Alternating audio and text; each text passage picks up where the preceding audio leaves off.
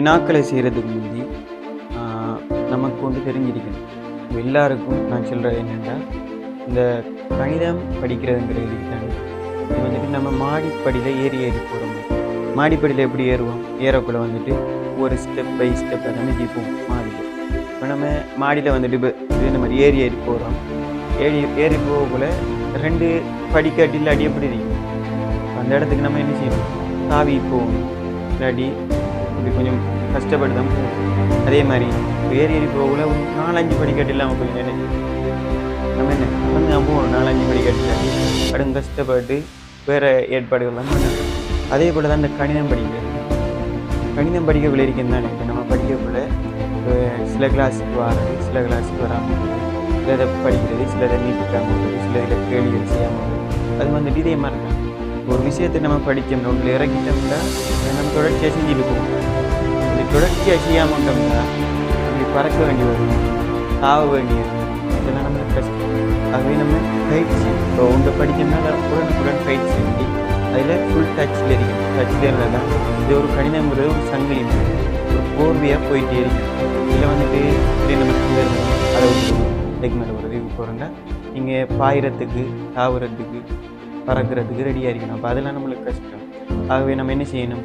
தொடர்ச்சியாக பயிற்சியுடன் அதே மாதிரி தொடர்ச்சியாக போயிட்டே இருக்கணும். நம்ம இறங்கிட்டோம் தானே, இறங்கினோம்னா அதுக்குரிய மாதிரி நம்ம நடக்கணும். சரி வாங்க இந்த 2 கேள்வியையும் பார்ப்போம்.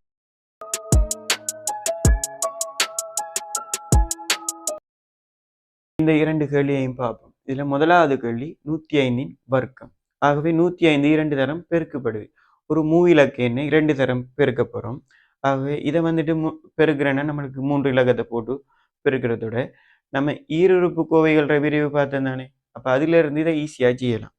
ஈருறுப்பு கோவைகளை வர்க்கிச்சு பெருக்கக்குள்ள ஈருறுப்பு கோவைகள வர்க்கம் எடுக்கக்குள்ள ஈருறுப்பு கோவைகள வர்க்கம் உதாரணத்துக்கு இந்த 105 இப்போ நம்ம ஏசாக பி, இந்த ஏசாக பியிட வர்க்கம், அதாவது ஈருறுப்பு கோவை வர்க்கிக்கப்படுது. இதை எப்படி நம்ம பார்த்தோம்? ஏ வர்க்கம் சக இதுக்குள்ள இருக்கிற 2 உறுப்புகளும் பெருக்கப்படுது. ஏபி ஏபி அது இந்த 2ஆல அது 2இன் மடங்கு 2 ஏபி அந்த உள்ளுக்கு இருக்கிற 2 உறுப்புகளும் பெருக்கப்பட்டு அதை 2ஆல பெருக்கிறோம். ஆகவே 2ab சக அடுத்த உறுப்புட வர்க்கம் பி வர்க்கம் இவ்வாறு காணப்படுது. அதே போல இந்த 105 பாருங்க. இந்த 105 எழுதக்கூட நம்ம 105 பெருக்கிறதோட இதை ஈருறுப்பு கோவையாக எழுதலாம். இப்போ நம்ம 10 வர்க்கம் 100 வர்க்கம் 20 வர்க்கங்களோட நம்ம ஈஸியாக எழுதக்கூடியதாக இருக்கும். 10 மடங்குகள வர்க்கத்தை எழுதுறது நம்மளுக்கு ஈஸியாக இருக்கும். 10 வர்க்கம்னா 100, 20 வர்க்கம்னா 400, 30 வர்க்கம்னா 30. இப்போ 30 வர்க்கம்னா இந்த 3 இருக்கிற 3 2 தரம் அதை வர்க்கிக்கிற 3இன் வர்க்கம் 9, பின்னால 2 பூஜ்ஜியத்தை போட்டா சரி 900. அதே மாதிரி 50இன் வர்க்கம் 5 முதலுக்கு இருக்கிற 5 25, 2 பூஜ்ஜியத்தை போட்டா சரி 2500. அப்போ இவ்வாறு 10இன் மடங்குகளாக இருக்கிறார்களை நம்ம வர்க்கிச்சு எழுதுறது நமக்கு ஈஸியாக இருக்கும். 10இன் வர்க்கமாக இருக்கிறார்களை நம்ம வர்க்கிச்சு எழுதலாம். ஆகவே இந்த 105 10இன் மடங்குகளை எவ்வாறு எழுதலாம்? அதை பிரிச்சு எழுதுறா 100 சக 5 எழுதலாம். பாப்போம். 100 சக 5 இப்படி எழுதலாம் தானே. 105 பிரித்து எழுதலாம் தானே. 100 கூட்டல் 5 இது முழுவதின் வர்க்கம். இப்போ இதை போட்டோம்னா இதுக்கு இந்த ஈருறுப்பு கோவைகள நம்ம விரிவழியில் என்னதானே அதுல பொதுவான வடிவத்தில் பாருங்க. முதலாவது ஏ இவர் பின்ற வடிவில் இருக்கு. அப்ப 100இன் வர்க்கம் சக இவ என்ன 2 வரையும் பெருக்கணும். ஏயும் பியையும் பெருக்கணும். பாருங்க ஏ பி பெருக்கப்படுது. அப்ப 5 தர 100 500. இந்த பெருக்கெல்லாம் நம்ம வாயாலேயே செய்யலாம். 500 அதுல 2 மடங்கு அப்ப எத்தனை 1000 கூட்டல் 5இன் வர்க்கம் தெரிந்தானே நம்மளுக்கு 5இன் வர்க்கம் 25.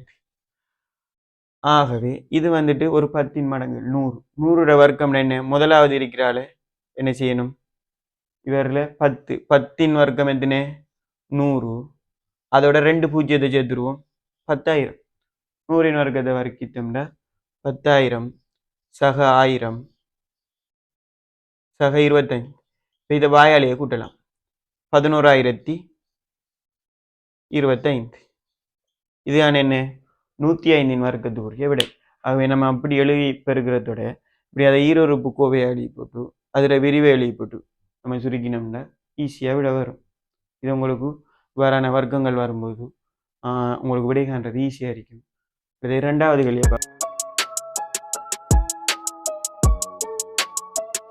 195 வர்க்கத்தை பார்ப்போம்.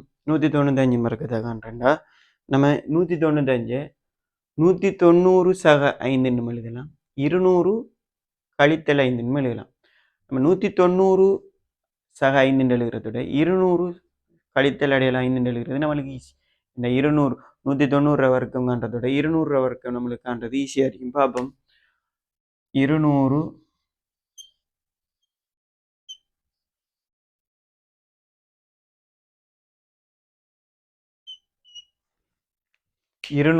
கழித்தல் அடையாளம் 5 அதில் வர்க்கம் போட்டி. சரி, அப்போ இந்த முழு கோவையிட வர்க்கத்தை எடுத்தீங்க. ஆகவே இவரை காண்றது நம்மளுக்கு ஈஸியாக இருக்கும். ஆகவே இதில் வந்துட்டு பாருங்க பொதுவான வடிவம் கூட்டல், ஆனால் இங்கே கழித்தல். நம்ம கழித்தலுக்கும் ஒரு பொதுவான வடிவம் பார்த்துருக்கோம். ஈரொருப்பு கோவைகள் 2 கழிப்படும் போது அதில் வர்க்கத்துக்கு நம்ம பொதுவான வடிவம் பார்த்துருக்கோம். இங்கே கழித்தல் வரப்போகுது. இங்கே கழித்தல் வந்தால் அதே மாதிரி தான் கோவை வரும். ஏ வர்க்கம் 2ab வரும். ஆனால் இங்கே வந்துட்டு என்ன குறி வரப்போகுது, இவருக்கு மறைக்குறி வரப்போகுது. ஆகவே இது மட்டும்தான் இதில் டிஃப்ரெண்டாக வரும். மற்றது பி வர்க்கமாகவே வரும். ஆகவே பாருங்க, இது வந்துட்டு ஏ வர்க்கம்டா 200 வர்க்கம் கழித்தல் ஏயும் பியும் பெருக்கணும். 200 தர 5 1000. 1000 2ஆல் பிரிக்கணும்டா 2000 சக பி வர்க்கம் 5 வர்க்கம். 5 வர்க்கம் எத்தனை 25. ஆகவே 200 வர்க்கம் கழித்தல் 2000 சக 25. 200 வர்க்கம்டா 2 வர்க்கம் எத்தனை 4. அப்போ இந்த பூஜ்ஜியத்தை 2 தரம், இந்த பூஜ்ஜியத்துக்கு 2 தரம். இப்போ 40,000. 200 வர்க்கம் 40,000. ஆகவே 40,000 கழித்தல் அடையாளம் 2000 சக 25. ஆகவே 40,000 2000 கழிச்சோம்னா 38,000. என்ன 38,000 25 கூட்டுப்பட போகுது. அப்போ எத்தனை வரப்போகுது 38,025. ஆகவே நம்ம 195 தர 195 போட்டு கஷ்டமாக அதை பெருக்கிறதுல வந்துட்டு நேரம் எடுக்கும். இதுக்கு வந்துட்டு நீங்கள் ஈஸியாக நம்ம இந்த மெத்தடில் செஞ்சு கொள்ளலாம்.